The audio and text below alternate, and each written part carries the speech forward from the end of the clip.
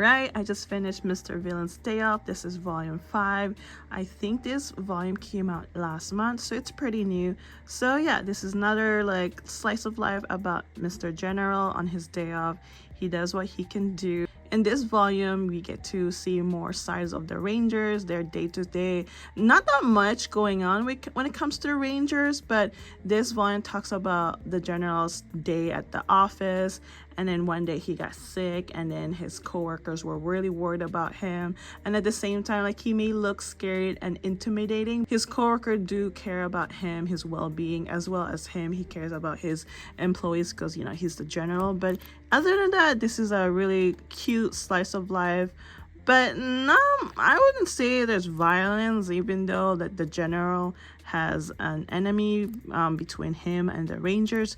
But it's very subtle and sometimes mutual, because when they see each other in public, they really avoid conflicts because there's just too many civilians around. And then in this story, I don't know if I ever mentioned, but there's actually a spirit girl. She's like a cherry blossom spirit, and there's also a boy. He's a spirit that he guard this chair. At first it was hard for them to connect, and then eventually they become friends. But in this story, they had a little misunderstanding, but Mr. Villain here was able to help their issue. So yeah, I really like part of this story because this part of the story is really cute.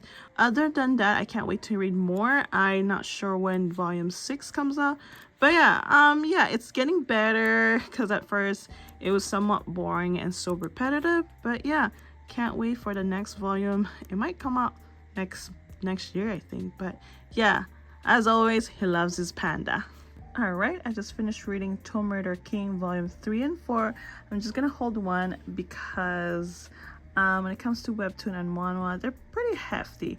Anywho, our main character Ju-hoon, he's a Tomb Raider king because basically he's been trying to collect as much relics even from other people he steal. I find him a little greedy, very calculated, and he's very ahead because in the first volume he was almost dying. Then this girl appeared, gave him another chance, and he traveled 15 years ago before the rest of the world knew about the tombs, because only I think the US and only Japan knew about the tombs, and of course him because he did travel.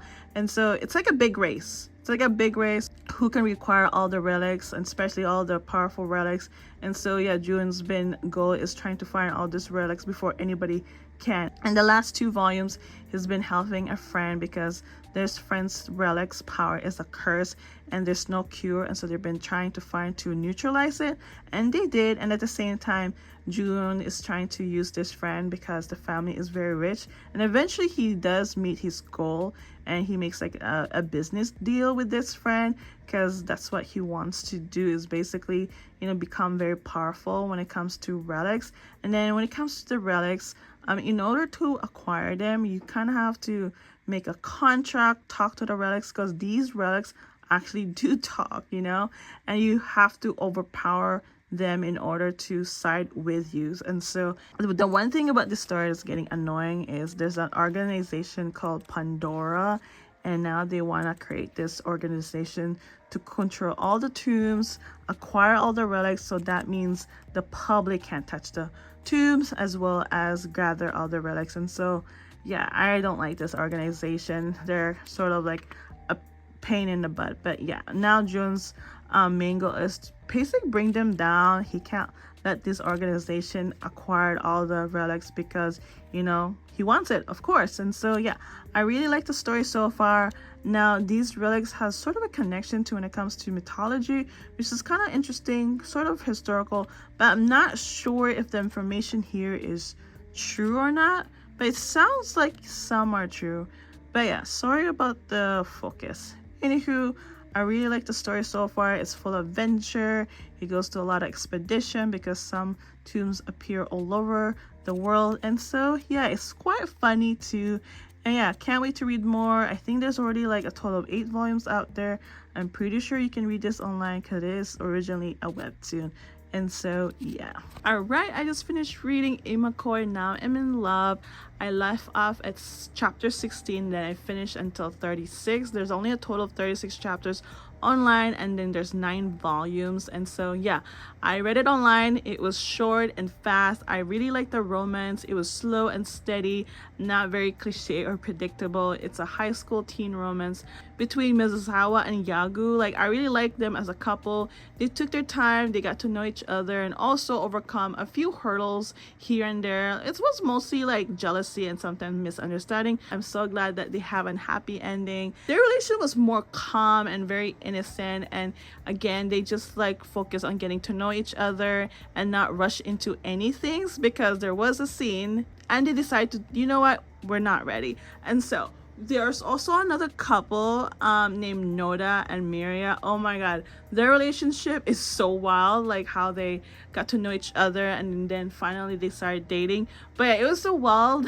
because Noda is such a prankster and trickster, while Miria, she's still a little bit shy. It's just hard for her to express her feelings because Noda is just a big prankster. But at the very end, of course, they end up being together. Such a cute couple. I don't know, I found their relationship so funny and wild, while Yagu and Mizusawa is more in the calmer and innocent side. But yeah, because there was a scene with Noda and Miria, which I was kind of shocked that it happened. I thought it would be Mizusawa and Yago, but then again, like I said, they're more innocent, while these two are wild, if that makes sense.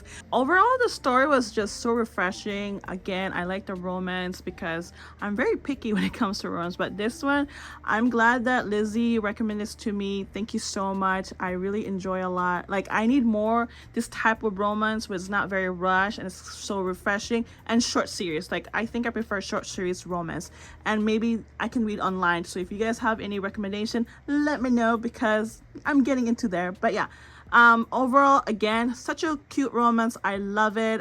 It just sucks that it ended, because there's always, whenever a series ended, like you don't want it to end and you just want more. Though the end did left a good note, you just get to see a little glimpse of their, life after high school, and they look a little bit different, and it's just so exciting when you see that, because you kind of want to know what happened to them after high school. And so I'm glad they gave us something like that. I'm so sad it ended, but you know what, it's just right. Alright, as you can see, I just finished reading Blood on the Tracks 7, 8, and 9. Oh my god, this story is just very twisted and a lot of things happen. Basically, the mom sort of confessed what happened in the mountain because she did something horrible to one of the relatives, and she actually did admit. And then the relative who was hurt actually woke up from his amnesia, and he sort of remembered what happened. And since then, the whole family dynamics in the story is just out of hand. And then our other main character, Sechi, he finally found his voice back. Like, he finally admitted what he saw in the mountain, and he slowly remembered what happened when he was 3 years old. So the mom, like, already done so many bad things when he was little. Yeah, she's just very very psychotic.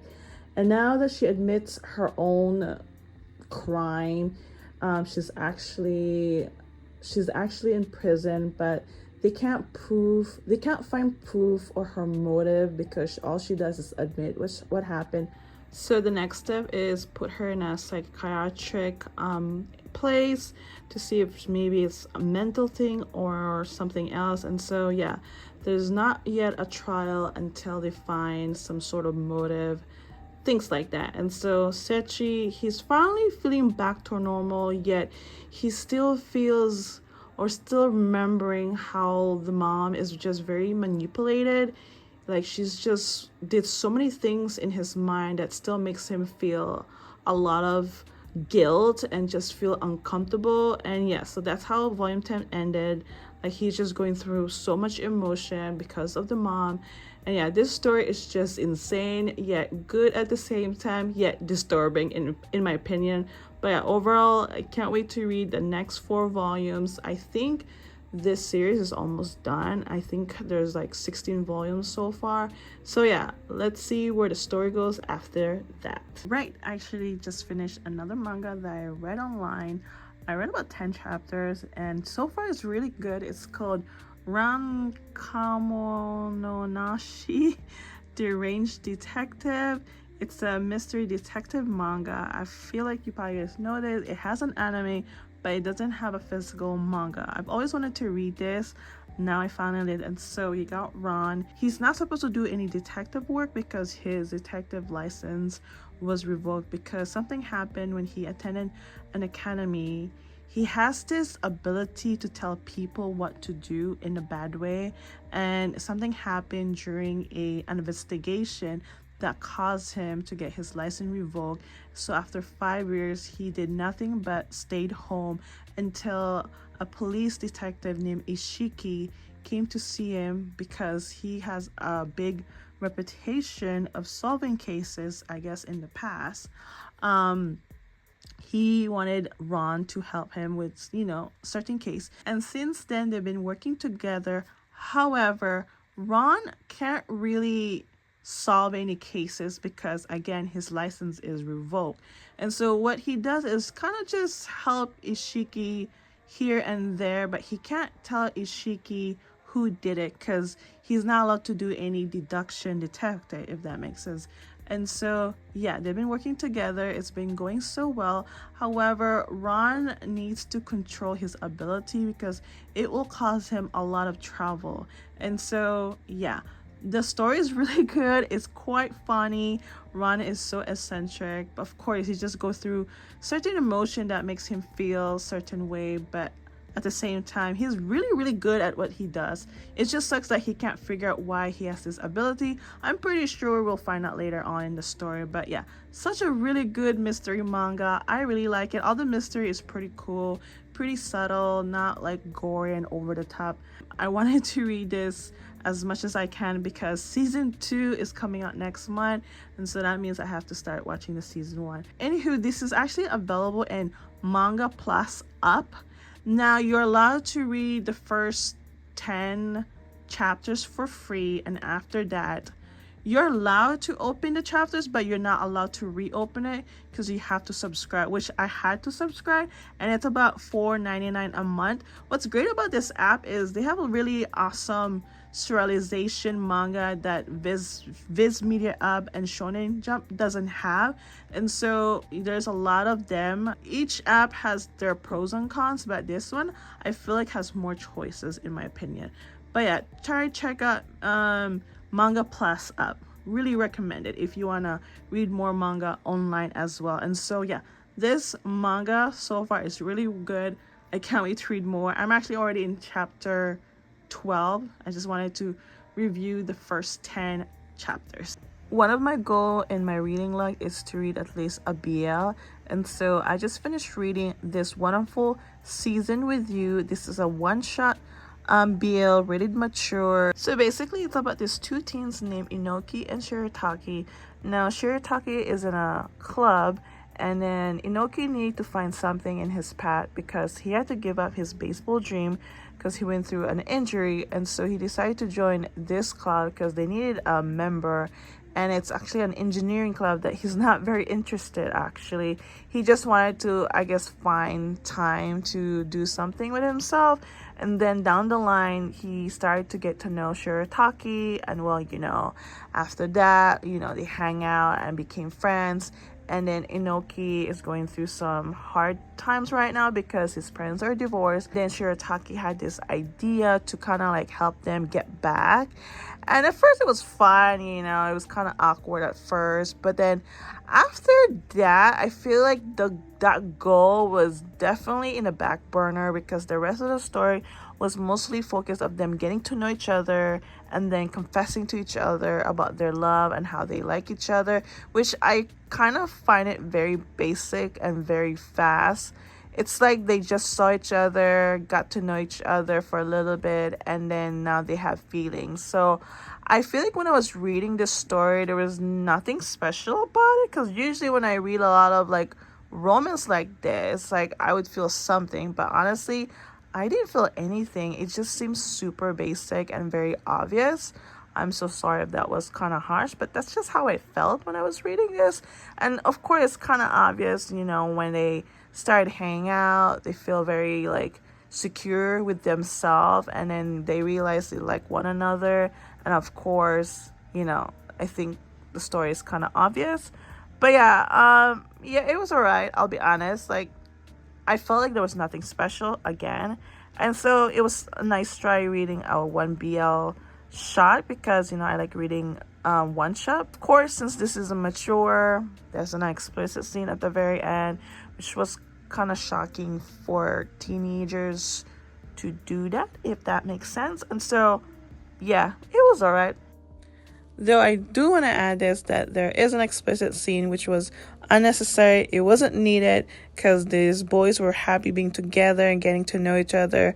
And again, like the story, they probably feel like they need to add this to make the story a little bit spicy and interesting, which was again unnecessary, but yeah, whatever. Honestly, I realized I haven't really been reading like physical manga because I've been so focused on Ron Kamonohashi one online. I've been reading it online consistently, and so I decided to I need to read something physical, and so I just finished reading The Ice Guy and the Cool Girl Volume 6.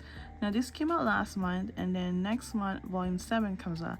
And so in this volume we get to learn more about the other workers, just a little about them, about their job, as well as their personal life. However, our main two character, you know, I think they're getting closer and closer. I think the girl, our main girl, I think she's slowly showing some interest toward this guy. These are our two main characters. Now, in the beginning, his girl has been trying to confess to her because he has the biggest crush on her. However, whenever he does, they either get interrupted or something happens. And so, yeah, slowly she's been showing some interest. But other than that, it's just a nice mutual friendship so far, and you know, being co-workers. This volume, it's even more thinner than the other volumes, and so it was a pretty quick story, which I feel like the story is just getting dragged on. I just want a little bit more fast pace, if that makes sense. But you know, it's still a cute romance to read. You know, I really like it so far, but that's the only thing I wish there was a little bit more progress, if that makes sense. And not to mention a little bit more story, because it's such a thin manga, if that makes sense. And so yeah, other than that, there's not really much going on because it was just so fast and quick. So I'm hoping next volume something will happen. I am noticing, since this is a very quick story, short manga, that I feel like the story is being dragged on. It seems it's getting so repetitive. I just hope that next volume something will happen between these two, because I think it's time. I think it's really time. Other than that, it's a really cute romance, but the story needs to move a little faster. I'm sorry, because when I read this, wow, it's done. It's so quick, but nothing happens. It's the same thing what happened last volume, but you know, just different scene, if that makes sense. And so yeah, hopefully we'll see more progress in the next volume. Okay, I just finished reading this cute manga. It is called Even Dogs Go to Otherworld, Life in Another World with My Beloved Hound. It's actually an isekai. It's a really cute story, big fantasy. And so one day, our main character Takomi came home and he suddenly fainted. And this is his small dog. As you can see, he fainted. And then when he woke up in this forest, and his dog is pretty huge. And then in this story, this type of dog are called silver fenrir. Apparently, they're very rare and not easy to be tamed. As he was walking to the forest, he noticed some orcs, and then he saved a girl from orcs. And since then, they became friends. And since he has nowhere place to go, she decided to let him stay as a reward for saving her. And then yeah, they've been exchanging information about her world, and he did told her about his world. It was quite a big surprise for both of them. Takumi's dog's name is Miss Leo. She's actually a she. You may think it's a he, but apparently it's a she because he thought it was a he, and then he realized it's actually a girl. So the dog's name is Miss Leo, or as everyone say it, Miss Leo.